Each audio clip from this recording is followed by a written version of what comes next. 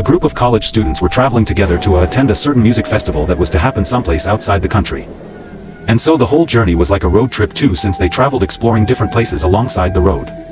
But now as they on their way, their vehicle experienced some technical problems. And since they were long miles behind their destination, they had to look for another way to reach at their location on time. Luckily, that is where a small minivan driven by a certain man named Mike pulled over alongside them.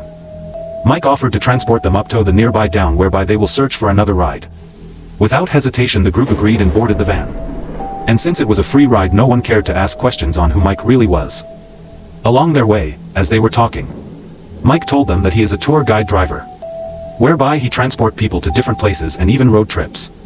When the group heard that, that's where they came with an idea of hiring Mike to take them up to the music festival while exploring different places too. And so Mike didn't refuse the offer.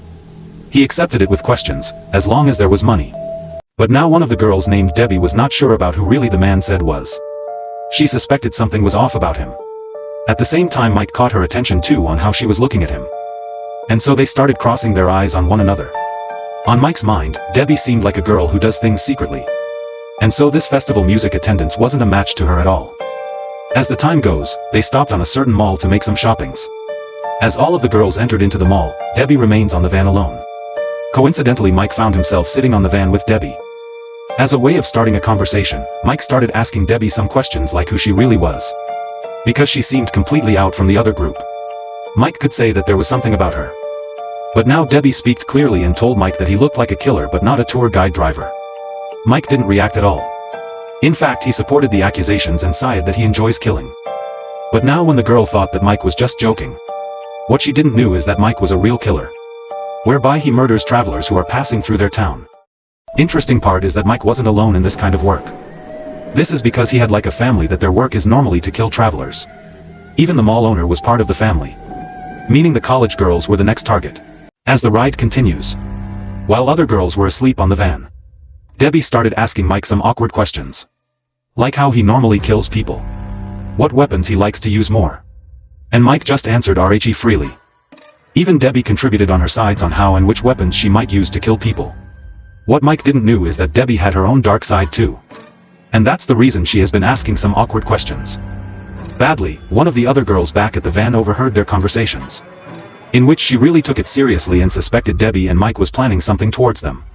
Since the journey was too long, when the night entered, they had to rent a room for them to sleep and rest so as they can continue tomorrow. And so everybody booked her room to stay. At the moment everything seemed normal. But now one of the girls tried to tell her friend that Debbie might be planning something bad towards them with the driver. But no one listened to her. They thought she was just overthinking things. But the girl was so positive about her instincts. And while others went out at the hotel to hang out and making up, for her she just remained on her room. Around midnight, Debbie called Mike while he was at Huss' room and suggested something crazy. She told Mike that she feels like killing someone.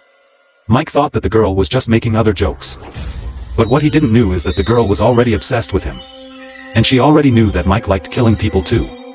And so she told him there was no need of hiding his true identity anymore. Mike didn't believe it at all. For the past many years no one has ever understood him like Debbie has. And while he was thinking that Debbie was not so that serious, on the hotel room, where the remaining girl was, while she was bathing something unexpected happened. Whereby Debbie went inside and cut her multiple times on her body till she bleeds dead.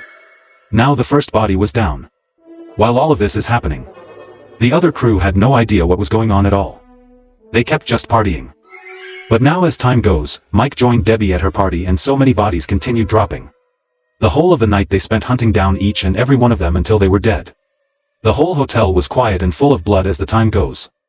By morning, they had killed everyone except for one girl who likely she wasn't at the hotel compound that night since she went on a club outside the hotel.